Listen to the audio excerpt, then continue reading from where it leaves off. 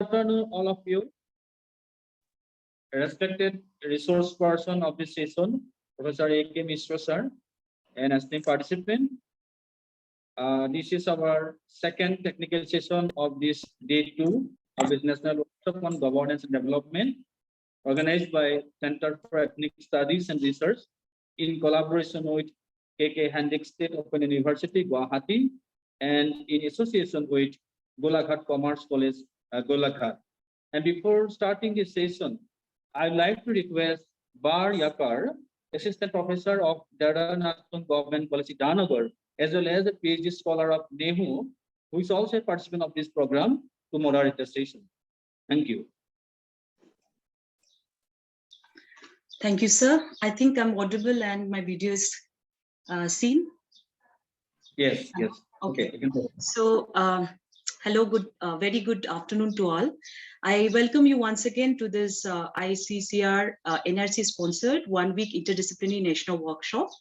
It is being organized by Center for Ethnic Studies and Research, along with Krishna Kanta Hendrik State Open University, Khanapara, and Golaghat Commerce College.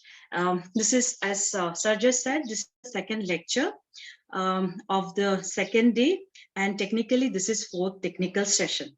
I'm Bar Yakar, Assistant Professor in the Department of Political Science, Deranatun Government College, Itanagar, Arunachal Pradesh, and I'm very privileged that I've been given the task of moderating this fourth technical session. And to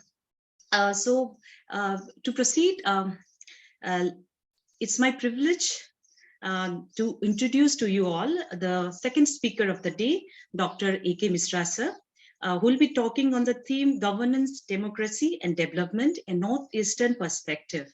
I welcome you, sir. Before I hand over to him this lecture, let me introduce him in brief.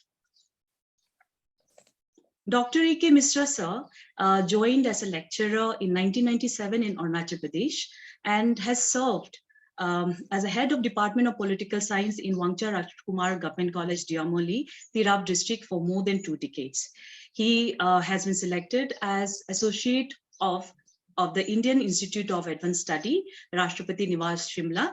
He has published 2 books and more than 65 research papers in the national and international journal of repute. And he was former principal of Wangcha Rajkumar Government College, Diamoli, and has a tremendous experience in different capacities as IGNOU coordinator of distant education. He was also a member of BUGS, Rajiv Gandhi University, Itanagar, and also visiting scholar of Patna University. He is a lifetime member of IPSA, NEHA, NIPSA, Indo-America Political Science Association. And since 2019, he has joined the Directorate of Higher and Technical Education, Government of Arunachal Pradesh, in the position of State Liaison Officer and whole post of State Nodal Officer, NAC, etc. And also he's currently now academic in charge of higher education in Arunachal Pradesh. He is also for the recipients of various awards.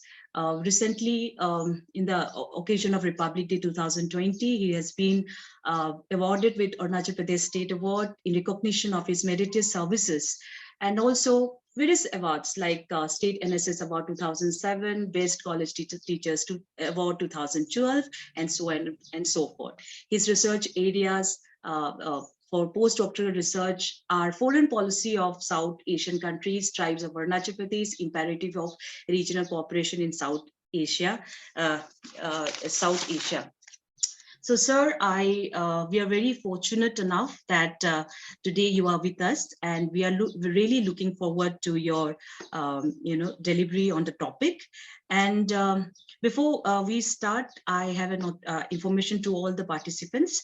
I request all of you to keep your audio and video button off, and at the end of the lecture, in interaction session, you can come up with your observation, any inputs, queries from our, a learned speaker. So with this, I welcome you again, and sir, you can proceed with your session. Thank you, sir. Thank you very much. Namaskar and good afternoon to you all. I'm very happy to see that I have been introduced by one of my colleagues who is associated with us and really helping all her hands to manage many affairs at Itanagar to conduct, particularly to conduct higher and technical education conference. So I'm really very happy. Uh, Thank you very much for this nice introduction. At the same time, I'm indebted to the ICSSR NERCS sponsored week-long this program that is being conducted by Center for Ethnic Studies and Research, CESR, Guwahati. And I'm also thankful to Jogenji, who have given me this opportunity to be the part of this academic deliberation. Uh, Indeed, whatever topics have been decided by the organizer are very helpful for all the stakeholders. As we know that we are moving ahead to achieve a long cherished demand of the people of Northeast India. And if we are conducting such type of academic discourse to have in-depth idea about the development, the democracy, and other related issues of Northeast India, it will enhance our capability in terms of education, in terms of human development, in terms of other developmental aspects of the region.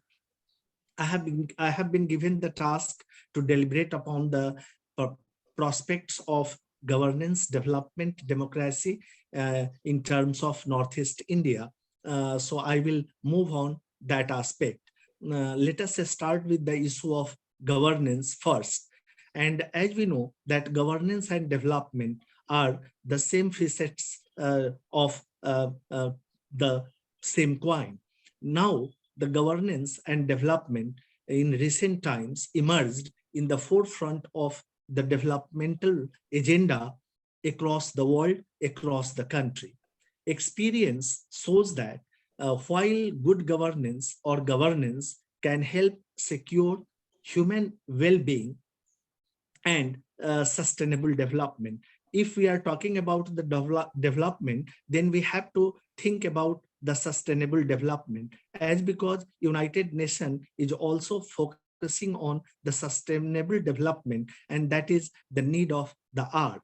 And it is equally important to recognize that poor governance could well erode the individual capabilities as well as the institutional and community capacities to meet the needs of sustenance. So if we want to have sustainable development, then we have to proactive to achieve the target, whatever target is being fixed by the World Forum, the United Nations, and we have to keep in our minds our own requirements, as because all the time we cannot compare ourselves with the other part or the rest of the community of our nation. We have to keep in our minds the needs, the requirements of the people of Northeast region.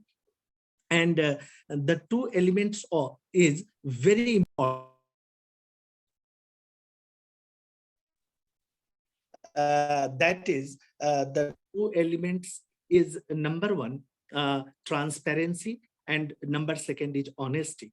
We have to be honest in our approach. We have to be transparent while implementing any program for the people of this region, the people of our locality, the people of our state.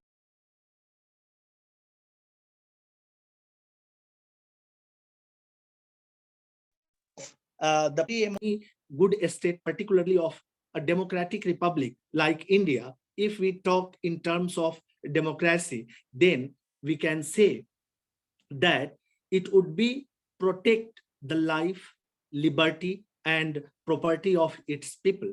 We cannot ignore the people. And also it should be the prime duty of the government to take proper or suitable, the programs, the policies to bring all the marginalized people in the forefront. So governance of such a state would aim at promoting the general well-being of the people through provision of proper healthcare, educational facilities, access to the basic needs of the people, and the facilities like food, water, sanitation, electricity, road, hospitals, employment opportunities, etc.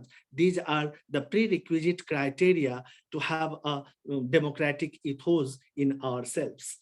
Governance emerged as a powerful idea when multilateral and bilateral agencies like World Bank, United Nations Development Program, UNDP, we are working on that also, the Organization for Economic Cooperation and Development, Asian Development Bank, etc., realized that it is a citizen, whatever program is being framed by the government, it must be a citizen friendly, citizen caring, and responsive administration.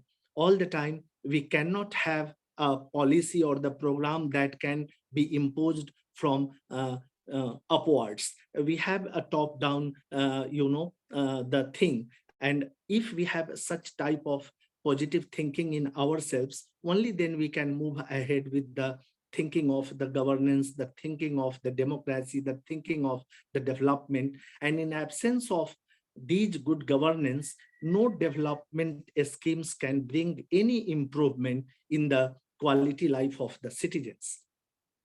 On the other hand, if the power of the state exercised in improper ways, then the poor will suffer the most. This is my personal thinking. And so we have to take utmost care while implementing any program, any policies, and we cannot ignore the requirements of the poor people of our society. These are very much essential. And also we can say that a poor governance generates the reinforces and ultimately invest in itself, the many related aspects like corruption, poverty, etc. So it is essential to strengthen the governance and also the preconditions for improvement of the lives of the poor. The concept of governance plays important role in the modern governmental system. No doubt, people are nowadays very conscious and they are always aware. I think all across the region, all across the country. Now they are almost aware about their rights, about their the duties, even about their requirements. And in day-to-day functioning of the government, they have a keen interest. And owing to the development or of these social medias, the things are known to each and every one of the society. So the government has to satisfy the general people, and good governance creates an environment for the same. India's democratic experience of past 7 decades or more than that has clearly established that good governance must aim at expansion of social opportunities.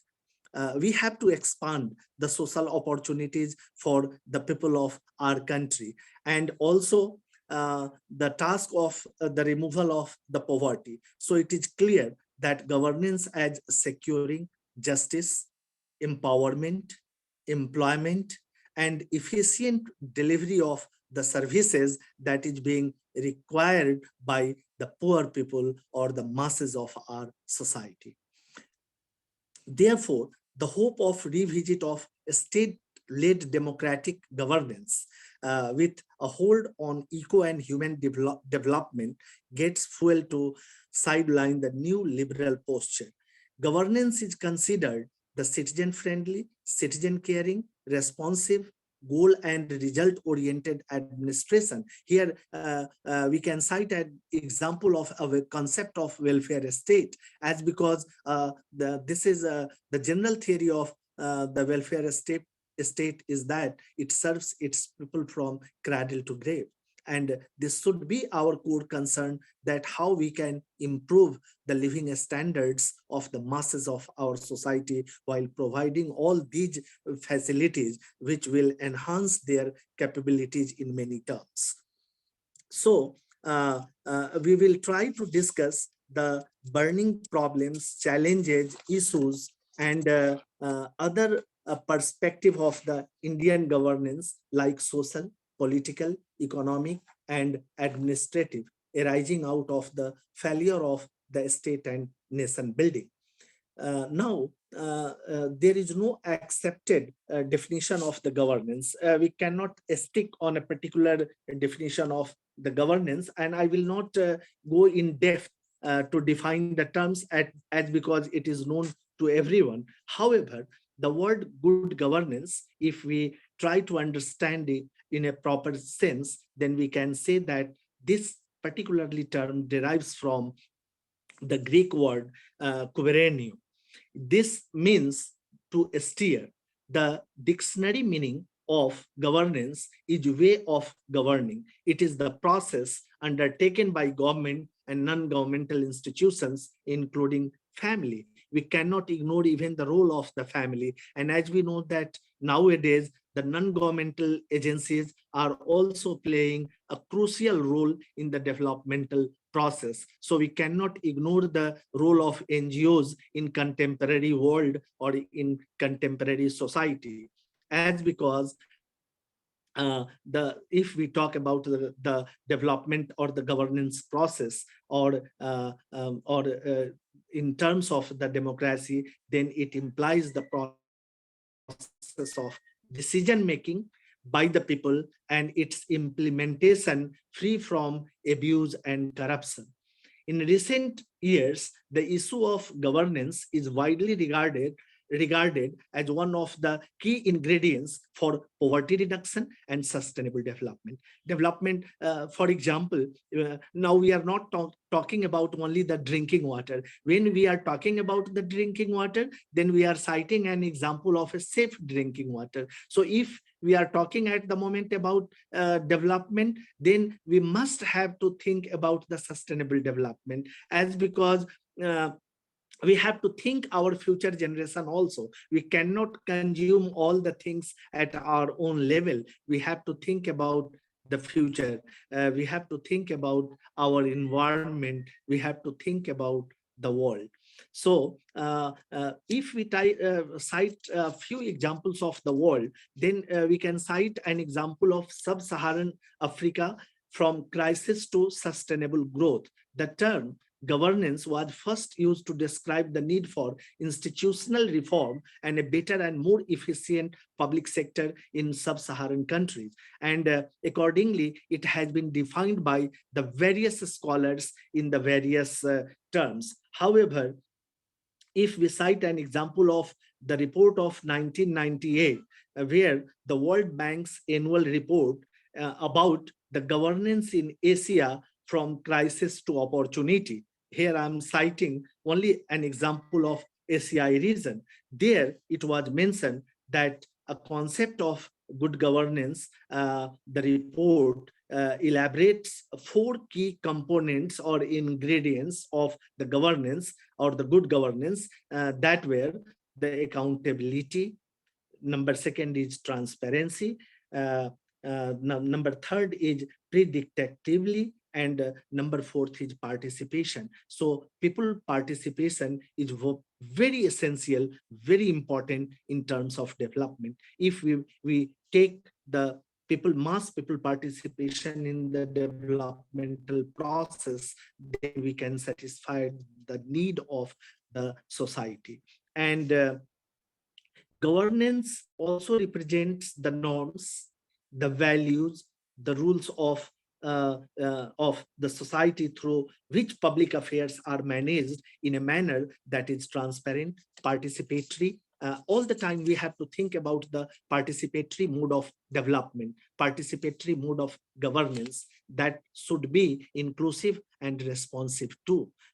We have to include all the people in those processes. In a broad sense, we can have certain ideas about the culture and institutional environment in which the citizens and stakeholders interacted among themselves and participate in the public affairs. It is more than the organs of the government. Here I am not confined myself only with the organs of the government, which we are studying being a student of political science. International agencies such as United Nations Development Program, the World Bank, and the organization of OECD, which I have mentioned, and other, the agencies, they all have focus, particularly the Global Monitoring Report sees governance as power relationship, formal and informal process of formulating policies and allocating resources, process of decision making, and mechanism for holding government accountability. Often there is a tendency to equate governance with management. Management is also very important. Being a student of political science, I have no in-depth idea about the public administration. But if we are talking about the governance, if we are talking about, the administration, then we can cite an example of a very famous, the ideas propounded by Luther Gulick, that is post-core theory, where in organizational structure we are using very effectively that all the correlated thing, whatever is being prescribed by Luther Gulick. Here, if we have a good governance, we have to implement the democratic ethos in real terms, then management skill is also very important, and because our managerial skill will also help us to achieve the desired goal, whatever it is being fixed by the government or by any agencies. So management encompasses processes, structure, and arrangement that are designed to mobilize and transform the available physical, human, and financial resources to achieve concrete outcomes. Management, at the same time, refers to individual or groups of people who are given the authority to achieve the desired results. Governance system set the parameters under which management and administrative system will operate. It also discuss how power is distributed and how power is being shared among us, how policies are formulated, how priorities are being set up, and the stakeholders made accountable for that. This is very, very important aspect of the development where in democratic nations. In many the literatures, there are many things have been discussed, and I'm not going to discuss all those things here in my paper. Later I will submit the paper to the organizer, as because I do admit that coming into administrative setup, it's really difficult to focus on academic pursuits most of the time. Also, I'm very sorry for that I joined 8 or 9 minutes late to this session. But I am hopeful that I will share whatever I am talking at the moment with all the stakeholders. In due course of time, I will give it to the organizers, and a proper paper will be submitted. So here in modern times, particularly if we are talking about a democratic nation, the term governance connotes the process by which an organization, especially a government, formulates its policies, enacts appropriate laws, implement the related programs, evaluate and modifies them when necessary, and changes the law and programs if needed, and becomes accountable to the stakeholders, I mean accountable to the citizens, and get their mandate to govern. As because after a regular interval, our government has to take mandate ultimately from the people. This is one of the basic postulates of the democracy. At a broader level, governance refers to all process of governing, whether undertaken by a government, market, or network, whether over a family, tribal organization, whether it is a formal organization or non-formal organization, informal organization, or by a particular region or territory, and whether through laws, norms, power, or language. It also relates to the process of interaction and decision making among the actors involved in collective problems that lead to creation, reinforcement of, or reproduction of the social norms and institution. These all are equally very important, and the term in these all sense can be, particularly the governance, can be used for all organization, formal or informal, and not just restricted to the government. Here I am not talking about only about the governmental structure or the governmental machinery. Here, if we talk to the governance or the democracy, then I restrict myself only with the Indian perspective on governance. So amongst the developing countries, the world, particularly among the world, India has a unique and distinct of having a well-developed system of administration and governance. It places her at par with many of the developed countries of the West, despite the country having a traditional society and have a developing economy. We cannot ignore our democratic ethos, a long tradition of the democratic ethos and the concept of development. Being a student of political science, I will cite certain examples of the Indian philosophers, the Indian thinkers in due course of time while discussing the theme on governance and development. Even if we talk about our country, at the time of independence of our country in 1947, the horror of partition and its concomitant upheavals were minimized to the extent possible due to the existence of the efficient system of administration, well equipped in the performance of law and order functions of the state.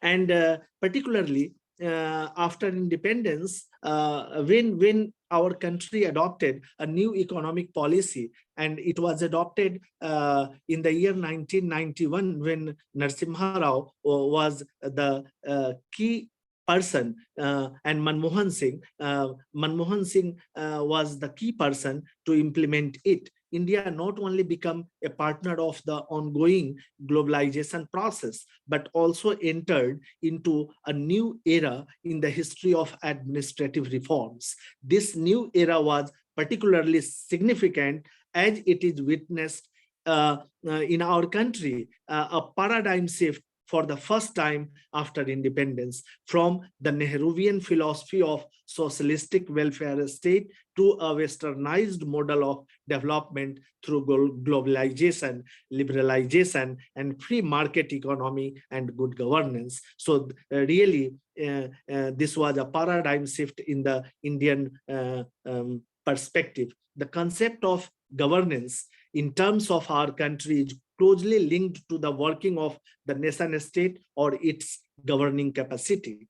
Let us take, for instance, the idea of Gunnar Myrdal's concept of hard state and soft state. Again, it will take a lot of time if we will discuss, but the hard states, in a very nutshell, set priorities and execute them, since the actual administration is based on rational bureaucratic principles. However, in the soft state, on the other hand, the administration habitually defy laws and regulation. Officials and politicians often collude to thwart implementation of public policies at the will and choices of the people, and we cannot ignore the people's will.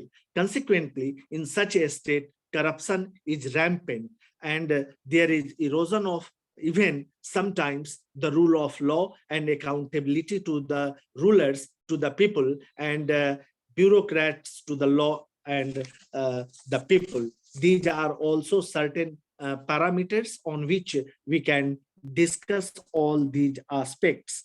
So, if we cite an example of the Indian tradition of governance or good governance, India being the oldest civilization of the world has a very rich heritage of good governance under the benevolent kings. Public administration was also quite developed and citizens friendly. In the Rig Vedic period, administrative units were called as during the Rig Vedic period as Kul, Gram, Vish, and Rashtra. These Rashtra nation, Kul that our belongs to a clan, then Gram means the village, and Vish means a group of the organization working together in a particular region. Or the village consisted of the several households. The smaller units of the family, the head of the village was known as Gramini. At the moment, like in Arunachal Pradesh, head of the village known as in traditional method, even they have been given the government recognition as Gam Burhas or Gam Burhes. So like Gramini, this concept was existed, and a group of villagers constituted a group of villages, 3, 4, 5 or more than a Vish under the Vishpati, and numerous Vishes consisted a Jan. Jan means Prant, and under administrative officer called Gopa, who represented the king. King means the Gopa, and the state was developed from these all villages. So if we try to understand the origin of the state in modern terms, as it is being defined by the various scholars, like this, the system of administration existed in our country since time immemorial, and the form of the government in the Rig Vedic era was monarchical and the kingship was hereditary. But the kings were benevolent. The officers like Senani and Gramini assisted the king, and he had also ministers, and king alone cannot take any decisions. He always be consulted by these all Graminis, I mean by the members of Sabha and Samitis, and king always be controlled through all these Sabha and Samitis during that time. And post-Vedic period witnessed the rise of powerful kingdom, and the forms of government in the epic age of Ramayana and Mahabharata was monarchical, and the public administration was sufficiently developed. I'm not going to all these, the details, but I would like to focus certain, the things about Kautilya's Arthashastra, that is encompasses various disciplines of present-day social science. According to Kautilya, the system of governance prevailing in ancient times was monarchy, and in which the king called Swami was the epitome of the state and the administrative system. And the state consisted of 7 prakritis, or the organs, like Swami, the king, Amatya, the minister, the Janpada, the territory with settlement of the people, the Durgas, the fortified capital, the kosas, the treasury, the dand, the army or the punishment or law, mitra, the ally or the friends. These 7 organs, in fact, reflects the conception of state and administration being taken as inseparable entity, which fostered the existence of a state itself in the ancient period. Particularly, it has well depicted in the Kautilya's Arthashastra. So being a student of political science, we can have an in-depth understanding of the Kautilya's Arthashastra. According to our ancient, the Dharma Shastras also, Raj Dharma, or the duty of a king, that is the state now, is to derive happiness in making people happy. You see, here the king, it was the prime duty of the king to make their subjects, the people, more happy. And it is well reflected in, one of the saying I would like to mention here, that Kautilya Arthashastra also emphasized these words: Praja Sukhe Sukham Ragya, Praja Nam Chahite Hitam.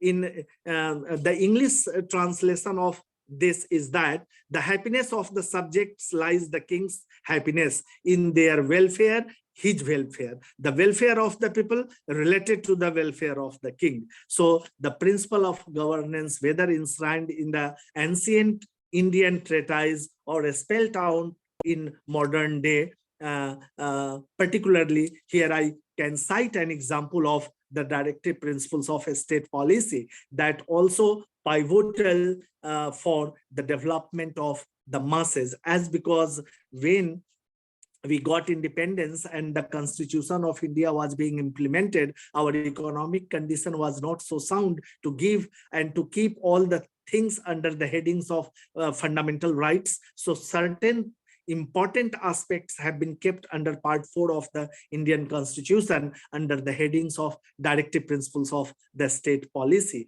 And it is equally very important, as because if we cite an example of the concept of Mahatma Gandhi, the concept of Ram Rajya advocated by the Mahatma Gandhi, you can see all these things under the directive principles of state policy. Now, after independence, the constitution has also been framed for securing justice, liberty, equality, and empowering weaker sections, including women, youth, and poor, scheduled caste, and scheduled tribes, through making a special provision in the Indian constitution. For example, if we talk about the northeastern region, the 6th schedule is very important in this context, and we cannot ignore the importance of 6th schedule, under which the northeastern people and the territory has got a more importance through the constitutional mechanism. So here, these all things are equally very important. The when we are talking about the governance in modern days that tries to empower the common man and effective functioning of the governance. Now we are not talking about the governance. Now we are talking and we are doing e-governance. I would like to mention the House at the moment, and I can inform you all that now I am working in administrative setup in education department, and the government of Arunachal Pradesh has fully implemented e-governance system. We don't have the traditional file system. All files are being sent through e-governance mechanism. We don't have any physical file anywhere in any department. Even our annual performance appraisal report is submitted to the government through a Sparrow system. So at the moment we are talking about e-governance too, and this is also one of the prime need of the hour, and we cannot ignore the values of all these things. So principles of good governance for any democratic nation is also defined by United Nations. And according to UN Economic and Social Commission for Asia, again, I am talking only about the Asia, that and the Asia and the Pacific region, good governance has 8 important components or the characteristics. That is, number 1, participation. And this is also one of the core values of democratic setup. People participation is equally very, very important in any, the administrative setup. People should be able to voice their own opinion through legitimate or immediate organizations or its representatives. This includes men and women, vulnerable sections of the society, backward classes, minorities, all have equal rights, and they can participate freely and associate themselves in expression of their, the opinion and participation in the political process. Second very, very important is rule of law. Legal framework should be enforced impartially, as we know that these all powers have been given to us. Being a citizen of India, we are having all these rights under the Constitution of India. Especially we can focus on human rights laws. Without rule of law, politics will follow the principle of Matsya Nyaya. Here, this is the fisheries justice. Again, being a student of political science, I would like to mention here that fisheries justice that is being propounded by, Plato was also talking about it when the Plato propounded his theory of justice. There he was talking about the fisheries justice. A big fish used to eat, the small fish. So if we don't have a rule of law, then we cannot expect more justice, anywhere. Then consensus oriented decision making ensures that even if everyone does not achieve what they want to the fullest, a common minimum can be achieved by everyone, which will not be detrimental to anyone. So here I would like to mention that if we are unable to give everything as per the requirement of the people or the masses of the society, if at all it is not possible, then we can give at least a common minimum things for their survival, and it mediates differing interest to meet the broad consensus on the best interest of the larger community. Another aspect is equity and inclusiveness. Good governance assures an equitable society. People should have opportunity to improve or maintain their well-being as per their choice, and the government provides all these basic opportunities to develop or maintain this equity and inclusiveness. Then another aspect is effectiveness and efficiency.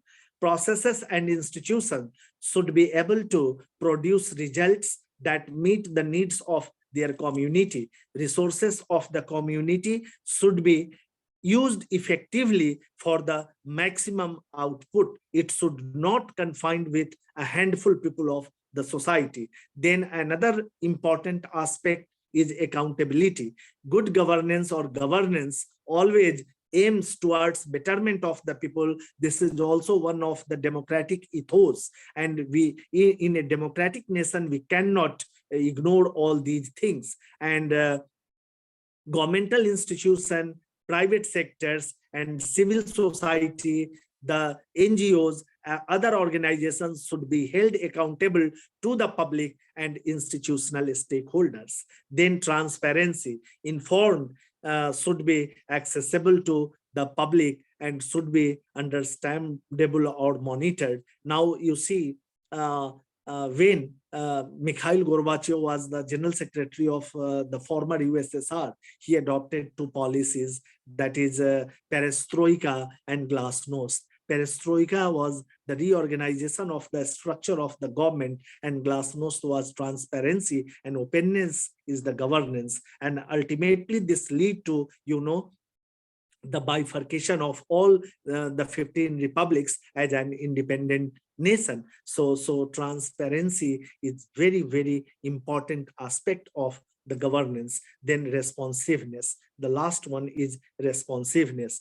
Institutions and the processes should serve all stakeholders in a reasonable period of time. And these are the important characteristics as also defined by the United Nations Development Agency for ACI region. And now under Sustainable Development Goals, there are goal 16 can be considered. It is also defined by the United Nations and directly linked as it to the dedicated to improvement in governance, inclusion, participation, rights, and security. According to former United Nations General Secretary Kofi Annan, good governance is ensuring respect for human rights and the rule of law.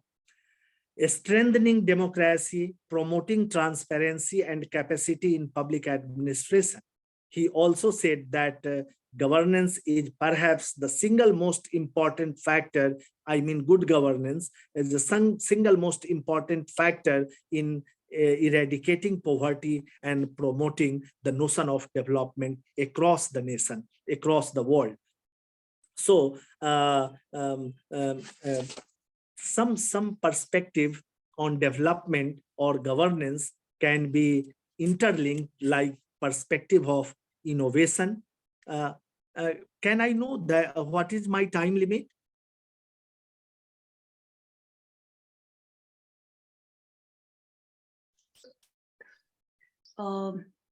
Sir, Deepin, sir, are you there? So you can, we have our. I'm yeah. here, sir. I'm here. You can sum up your Yeah. session up to 120, 130 like this. Okay. You can So some time should be given for interaction. So I yes, would yes, finish sir. my Half an hour, you myself. can take half an hour. Yes, sir. You can take half an hour for presentation. Okay. Okay. Thank you. Thank you. Thank you very much. So instead of being innovative like our leaders, we waited for too long to follow the rest of the world that was engaged in coping with their problems. This made us defensive, sometimes judgmental, and look for perfection. In the process, what we missed was the times when we should have experimented indigenously to create something unique for ourselves. When that potential and the time were abundantly available, we lost out being the leader in this domain. However, we tried our level best to achieve the target of development, and many new initiatives were also initiated by the respective governments of the time. And here you can cite an example of a green revolution, white revolution, etc., etc. And now the government is marching ahead to achieve a many related target to make India on forefront. So what about the international outlook about, the perspective of this governance? India has given to the rest of the world the innovations such as the leading noble ideals during the freedom struggle that have or initiated by the father of nation Mahatma Gandhi, that were the Satyagraha, Ahimsa, Sarvodaya, Panchayati Raj, and a score of other methods that had their roots deeply entrenched in the certain human values. In a society that was increasingly burdened with the technological choices, there was need for a fuller understanding of the implementation of maintaining peace and highlighting the importance of security as preconditions for development. In Western communities, if we cite an example, the World War had created enough learning on the cross-cultural teamwork to generate global solution to the crisis at that time.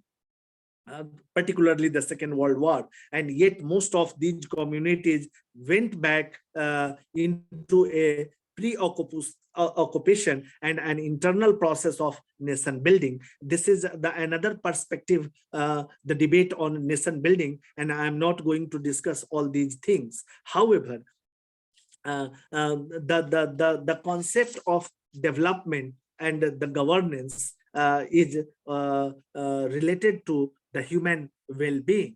It prides and place of the respective region, the respective areas. Apart from the paucity of good human development indicators at that time, we continued far too long supporting the views and progress in just to good and services. It was not only understandable, but we can say that it has also created a rush for imbalanced consumption pattern across the nation, and particularly in our country. So in this context, the Planning Commission, presently the Niti Aayog, that owns the process of developing the Human Development Index could have created a multiple level collaboration with departments of human resources, industries, agriculture, education, health, labor, and so on to develop indicators of the different types like the social justice index, not only for government, but to encourage the adoption of similar codes of conduct for the stakeholders in development like business, industry, civil society, institutions to evolve their own approaches and measure to make their specific statement on how each sector and component on the economy is ultimately improving the quality of life as a whole. So these all are equally very, very important. Coming to the perspective of on environment, all the time we are talking about development, but development at the cost of environment is not permissible. We have to think on these aspects also. If we talk about the environment and ecology, we can cite an example, not cite an example of the Second World War when the atom bomb was dropped on Hiroshima and Nagasaki. But if we take an example of India, our case, then it can be cited that since the Bhopal gas leakage, I mean the gas tragedy of Bhopal, the capital city of Madhya Pradesh, India has become certainly more sensitive to environmental concern. And this should be the duty of all stakeholders to protect and promote the environmental ethics. The signing of the Kyoto Protocol is also a proactive step besides the reforms in environment and safety regulations. But to shift clearly into the core domains of the development would require us to become more self-regulated than regulated. We have to regulate ourselves. It should be from our inner hearts. All the times we may not dependent upon only the law, what law says, and only we can obey the rules and regulation as it is being framed by the government. Rather, we have some sort of self-regulated mechanism in ourselves, being the citizen of our country. Only then we can protect our environment and we can think of our ecological system. Management of environmental impact on our activity, not only in terms of flora and fauna, but also in terms of the deeper sense of biodiversity restoration and rehabilitation of affected people in the central to the process of governance. The construction of high dams, etc., are also related to all these issues. Although we have a long tradition of coexisting with nature in harmony, if we cite an example, the people of Northeast India are very lucky that they are having a rich, very rich tradition of coexisting with nature and living in harmony. With solution of our time may not entirely be found in the history or mythology. We will have to evolve at least some of them through our experimentation and replication, coupled with intense participation of the people in all these, the protocols and evolving developmental alternatives in self-regulation on environmental issues would be another important thrust areas for our country, for our people. Then leadership in governance, it is quite common to make a wish list to issue related to law and order, honest and effective administration, transparent and accountable public spending, and a host of other aspects of responsible service delivery. While these are admittedly preconditions for better governance, the need of acceleration, proaction, prevention are often understood, and this has bedeviled our coping mechanism for accelerated change and weakened our voice in the global context. So here, I would like to mention that while regulation and the law have to play a major role for a long times to come. Adoption of scientific modes and the systematic approach to become proactive and prevent some wrongdoings in or avoid a disaster is the need of the hour. So we have to think on all these lines. I would like to mention an example of our country, the panchayat and the panchayati raj system, and ward samitis would be ready platform to enable these all processes of maturation in governance by first resolving everyday problems by their own. And by now we are doing all these things. At least we have imbibed all these ethics in our personality, and we are at least our behavioral pattern is changing day by day. So these all are equally very, very important aspects if we talk about the concept of democracy or concept of governance. So initiative for good governance or governance in a democratic setup, few things are very, very important, and we are lucky as a citizen of our nation that we have all these things in present day of time. That is the right to information. We have been given, the citizens of India have been given the right to information as a party to the International Covenant on Civil and Political Rights, ICCPR. India is under the international obligation of effectively guarantee citizens the right to information as per Article 19 of ICCPR. And we are having Right to Information Act available with us in our nation, in our state, in our society. RTI Act, particularly of our country 2005, marks a significant change in the Indian democracy setup, as because it gives greater access of the citizens to the information, which in turns improve the responsiveness of the government to community needs. And if we have such needs, if we have some requirement of information, then we can approach the appropriate authority. Another one, as I have cited an example, that is the need of the hour, is e-governance. The National E-Governance Plan envisions to make all government services accessible to the common man in his locality through common service delivery outlets and ensure efficiency, transparency, reliability of such services affordable cost. I would like to cite an example of certain portals where we can lodge our complaints, like CPgram. The portal is being managed. You can have direct access to the Prime Minister portal, and you can lodge your complaint online. And this is also one of the impact of the e-governance. In Arunachal Pradesh of late, we have also initiated e-governance system more forcefully, having CM, the grievance redressal mechanism, and e-portal where you can lodge your complaint that is directly being monitored by CMO.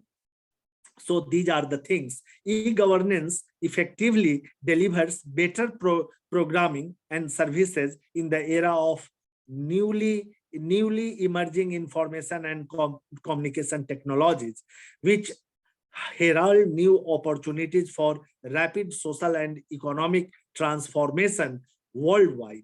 And we are doing on that. E-governance has direct impact on its citizens who derive benefits through direct transaction, which the services offered by the government, direct benefit transfer. This is also one of the important component, and programs launched under e-governance, proactive governance and timely implementation, as Pragati, Digital India program, MCA 21, to improve the speed and certainty in the delivery of the services of Ministry of Company Affairs, and like Passport Seva Kendra. I would like to cite an example that earlier we have to approach directly to Guwahati for our, the Indian passport, but now we have a passport seva kendra here at Itanagar also. We can submit our application and it is being forwarded through proper channel to the regional officer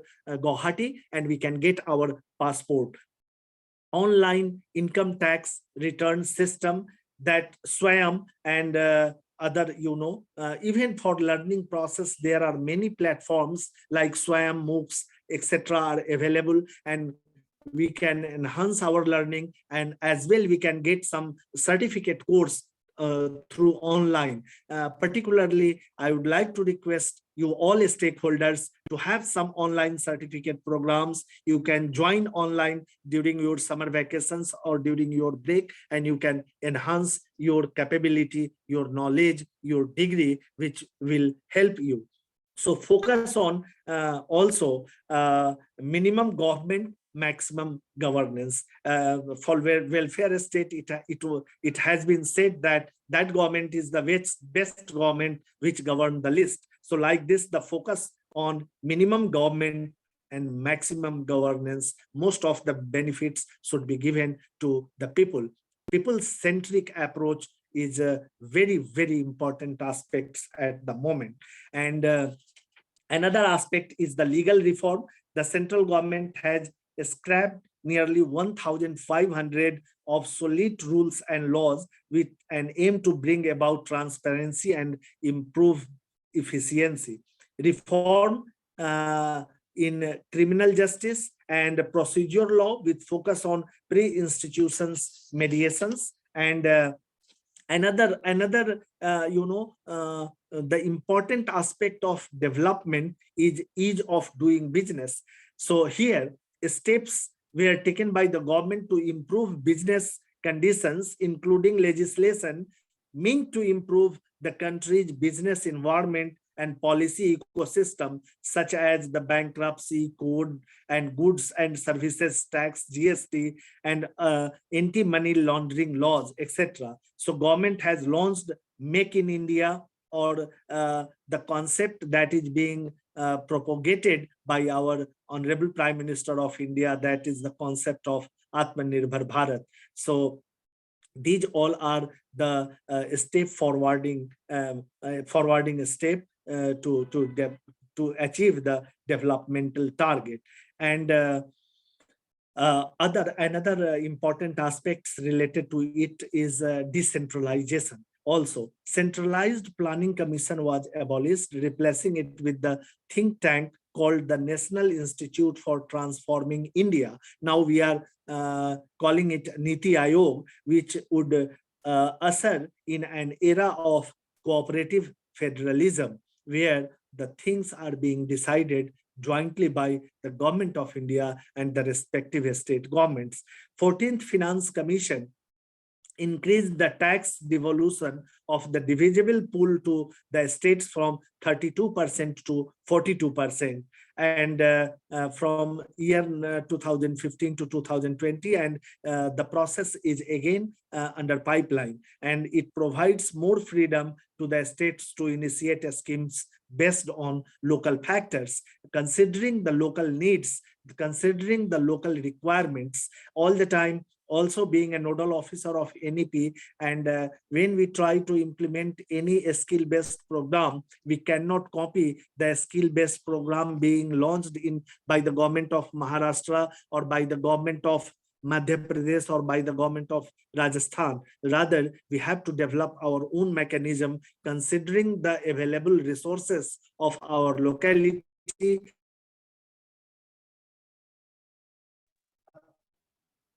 available resources, as well as the resource person who can make the better people from our locality. So these are also very important aspects. Then police reform. Here I would like to mention that the modernizing police forces and implementing the Model Police Act of 2015 is also under pipeline, and reform of the first information report like FIR lodging system has also been changed, and lodging mechanism including introducing filing of EFIR, I mean first electronic first information report is also under process for minor offenses, not for major offenses, and a launch of common nationwide emergency number to attend a emergency security needs of the citizens, particularly for the women folk, for health issues, for other security purposes. There are many helpline numbers, and these all are proactive to the development and democratic process of our nation. One another important aspects I would like to add here, that the government of India or Niti Aayog had also initiated aspirational district programs ADP, which was launched in the year 2018 to transform the lives of the peoples in the underdeveloped areas of the country in a time-bound manner. Under aspirational district program, a time frame has been given to the district administration, and all these improvements must be made during the given time frame. So anchored in Niti Aayog, the program is aimed at transforming 115 most backward districts with focused interventions in the field of health, nutrition, education, agriculture, and water management, financial inclusion, and skill development. These are the focus thoughts on which the district administration has to concentrate to enhance the standards of the lives of the people in these backward districts of our country. And if we try to measure the good governance, there are certain index, prescribed index, and that are the Good Governance Index was launched on the occasion of Good Governance Day on 25th December 2019. The Good Governance Index is a uniform tool to access a state, to access the status of governance and impact of the various interventions taken up by the state government and the union territories. So the objective of Good Governance Index are to improve quantifiable data to compare the state of governance in all the states as well as in the union territories, and enable all these states and union territories to formulate and implement suitable strategies for improving governance and shift to result-oriented approaches of administration. However, these are the good steps that has been initiated by the government of India and by the respective state governments. However, there are still certain challenges to achieve all these targets. That is number one, still we are facing a problem of the criminalization of politics. Now it is very much necessary to amend the section 8 of the Representation of People's Act 1951 to disqualify a person against whom the criminal charges that relate to grave and heinous offenses of corruption are pending. They should not be promoted to be as an integral part of the political system. So criminalization of politics, then corruption. Corruption is a major obstacle in improving the quality of governance. While the government is taking utmost care to control it, but we are having many, the cases, instances of having the corruption. And this obviously, a driver of corruption is the structural incentives for poor enforcement system to punish the corrupt and have contributed of rising curve of the grift in India. They are not properly, being punished by the government machinery or by a competent court of law. So according to Corruption Perception Index of 2019, released by the Transparency International, India's ranking has slightly slipped. So another one, we are having lots of holistic program to have a gender parity, but apart from it, we have still in few areas there are gender disparity and growing incidence of violence owing to certain, the personal motives too is also one of the setback to achieve the target of governance. Then delay in justice. Justice delayed is justice denied. Like this, there are several factors because of that a common man does not get timely justice. And this is also one of the major obstacle to achieve the target of development. And sometimes the centralization of administrative system is also some creating some problem. And marginalization of socially and economically backward people, though we are having many provisions under the constitution, but still in some part of the country the people are being marginalized and they are not getting their due share in administration or in academic setup. So objective of probity in governments to ensure accountability in governance, to maintain integrity in public services, to ensure compliance with the process, to preserve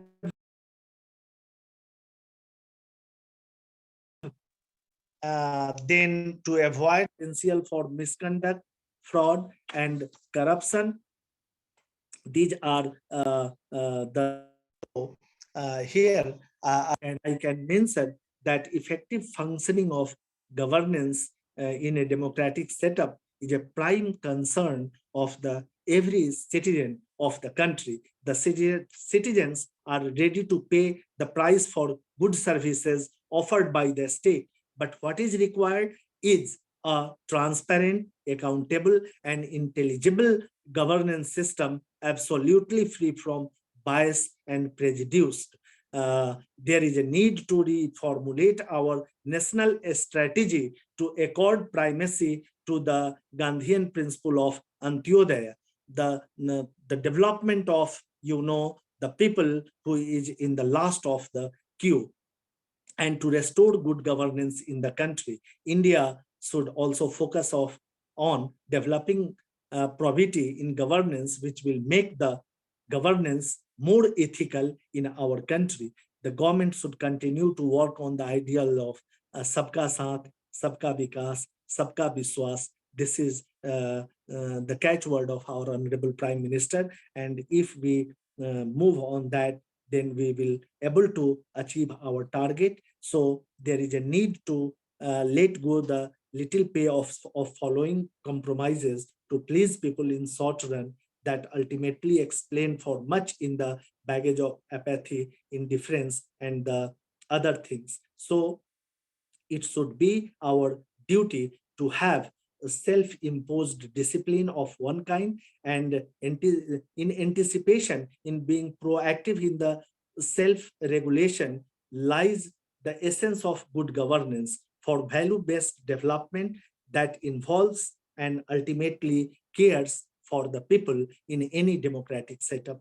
I would like to say cite certain initiative of the government for Northeastern region, right from the creation of NEC, Northeast Council, Donor Department, the inclusion of sixth schedule in the Constitution of India, and many more proactive, the programs and policies of the government of India to improve the quality, the status of the people of Northeast region. And we cannot overlook the importance of Northeast region, as because Northeast region, as it has been said by the former Prime Minister when, the Lookist policy was initiated by the government of India, and now we are talking about Act East policy. So Northeast will be the gateway for trade and other, the related businesses with rest of these all Southeast Asian nations. As because we lost our common access to sea after partition, we lost the Chittagong port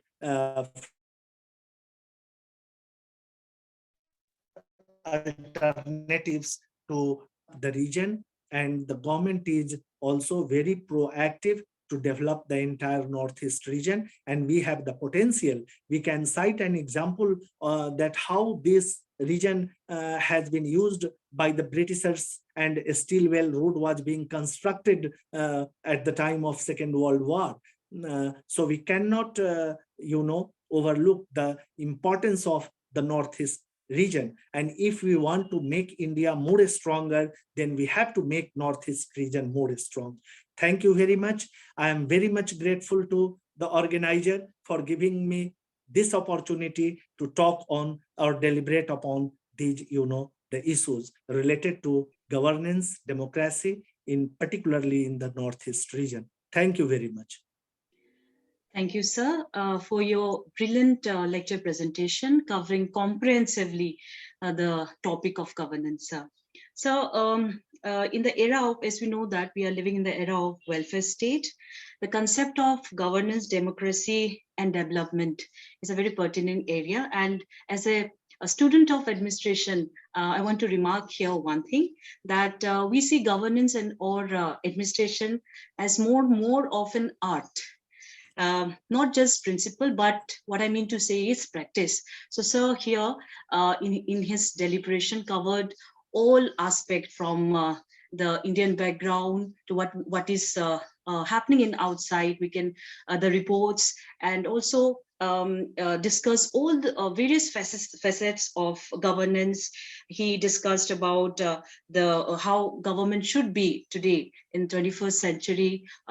The expectation of the people have enormously increased. They are very aware, alert, and what should be the new approaches of the government in every aspect of governance. So sir, thank you again. And now let us proceed to the interaction section. We all the participants, we have heard you, and then I believe that there would be many participants here with lots of questions or observation, and would like to learn from you, sir. So I request participants who are there, sir, you can directly ask, or you can write in the chat box so that I can read and forward the question to our learned guest.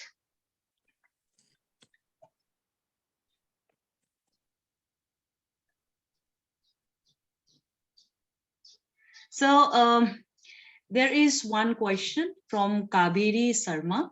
Ma'am or sir, she written, asked you, sir, I think Raj Dharma, as stated by Kautilya, has close relationship with good governance. So do you think that this principle is followed by our government today? To many extent, we can say that this is very much true in present context also, and the government is adhering, not in the same pattern, but the gist, the essence of Kautilya's, the principle is being, included in terms of governance. You see, what Kautilya says to maintain international relation too, that the neighboring country is always like a satru, I mean enemy, and that neighboring country is automatically is the friend of the same nation. So like this, few things are changed in present context, but we can say that most of the time we are having certain ethos of Kautilya's Arthashastra in terms of administration, particularly if we cite an example of the Indian administration. Yes. Okay, sir. There is another question, sir. Desi from Desi Rani Talukdar. She's asking she is asking that, do you really think that effective governance has effectively percolated enough to benefit really needy, completely free from corruption? So yeah, it revolves around. I have cited an example of many examples during my deliberations. Yes, we try to control, and we can say that corruption has been controlled, but most of the time we are having many examples of corruptions in many states, and whatever policies and programs are being planned for the downtrodden people or the masses of the society may not percolate all the times in all the regions, but we can say that the situation has improved, and now the programs and policies are reaching to the masses, and they are having certain says, you see, through social medias and through other modes they are getting. So I think that now people are more informed than earlier. So the system still persists. The corruption has not eradicated from our governance system or from our society, but now there is improvement, we can say. Any more query from the participants? You can Sir. directly ask from him. Yeah. Sir, ma'am. Yeah, sure. Sir, Sir. I'm Samir Pegu. Please ask. Hello. Yes, Sir, yes, I'm what listening. are Yes. the main challenges of the political development of Northeast India, your point of view, sir? Sorry? Main challenge to the political development of Northeast India. Main challenges are ethnic problem most of the time. Sometimes now we are having some boundary disputes also. If we try to understand the real problem of development, then the connectivity issue, but gradually the government is working on that. When the pace of development is more fast, then these the minor issues can be solved. And as I have told you that we have potential, still we are certain, the drawbacks and certain obstacles are in our path.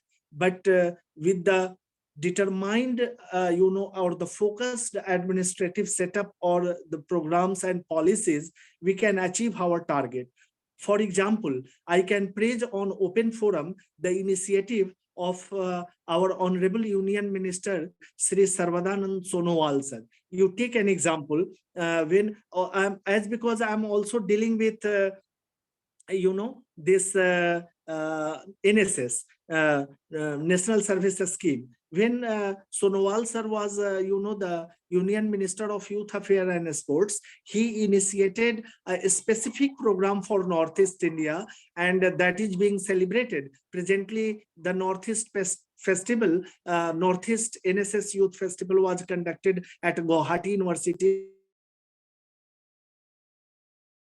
And also when he was the shipping ministers, now certain seats have been kept reserved for the students of Northeast India in Indian maritime universities, and we are nominating students for those institutions, prestigious. So if we have I am citing an example that if we have dedicated and sincere approach, then all these small the hurdles can be solved and we can move ahead, and we have a lot of potential to grow in this entire region. And as it has been said, to implement this, the Lookist policy or Actist policy, Northeast is on the main driving seat, so we can lead the nation. We have that potential.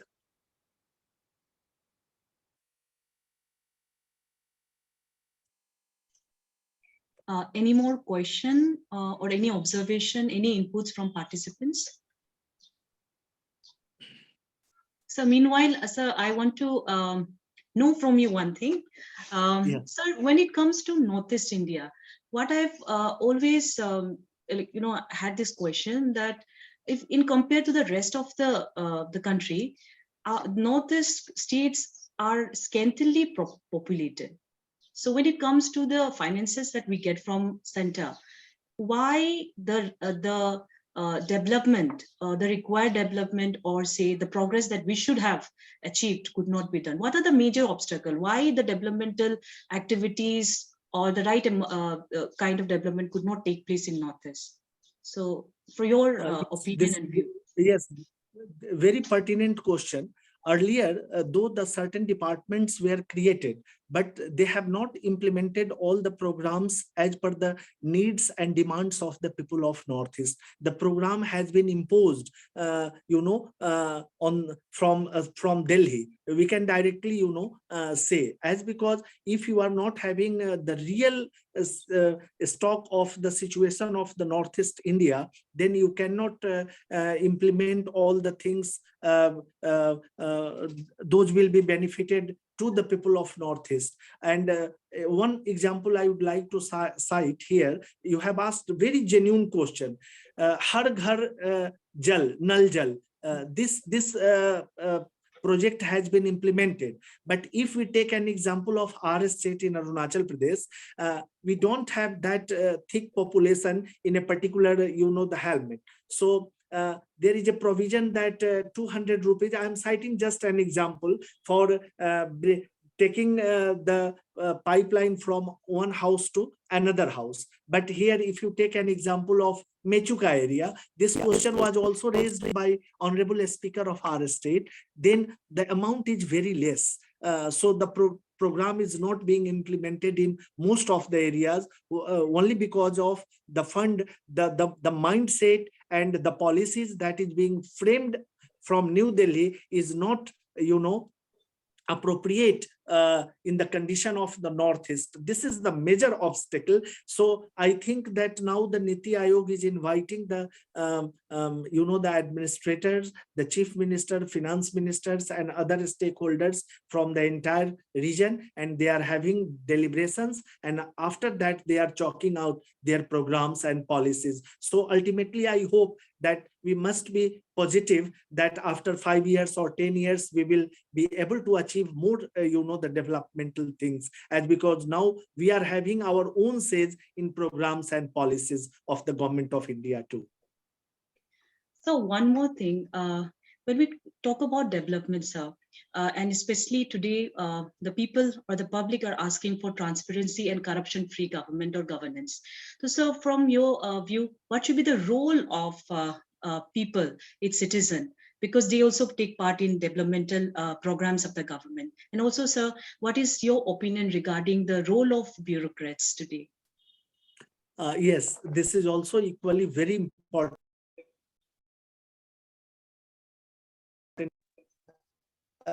The bureaucrats, we don't have in many of the northeastern states, we don't have our own cadre of bureaucrats. So sometimes they are just passing their times. They are coming and they are not doing that much delivery to the people as it is being required. So this is one of the problem. I'm citing an example of Arunachal Pradesh also. We are having Agmut cadre.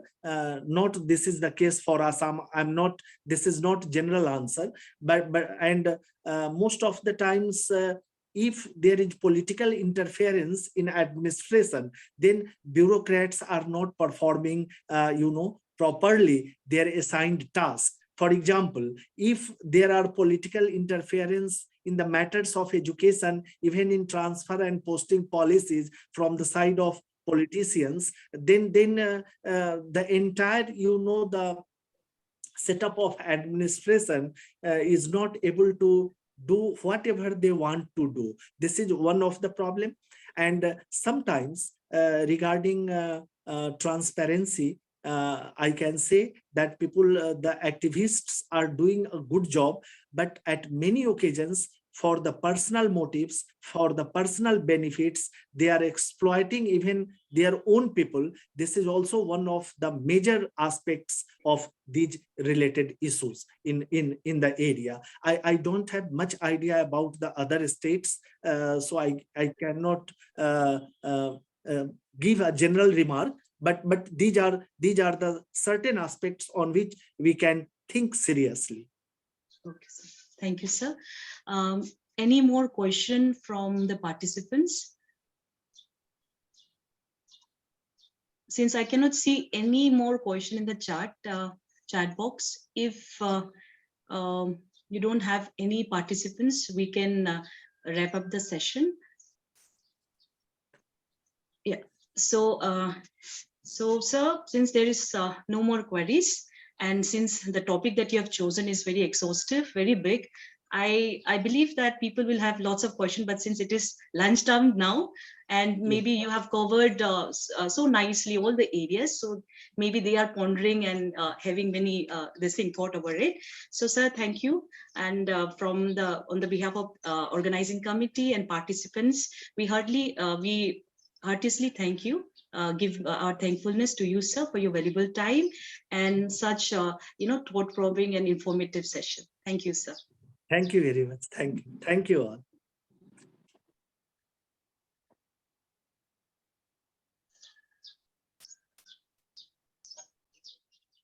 Thank you, us. Hope to meet you soon, sir. And thanks to Sure, Jobinji. for moderating the session. Thank you, sir. Yeah. Thank you Once for the- again, thank you, Mr. Sir. Thank you. Thank you. Thank you very much. Thank you. Thank you. I hope we will share the paper and your write-up so that we can, our Sure. participants can get, okay, sir. Yeah. Sure. We'll share. We'll share with you. Thank you. Thank Yeah. you so much, sir. I will call you for these formalities. All the Thank you. Thank you very much. Thank you. Thank you, sir. With this, it is declared that the session is over and we will meet at 2:15 for third technical session. Thank you. Thank you.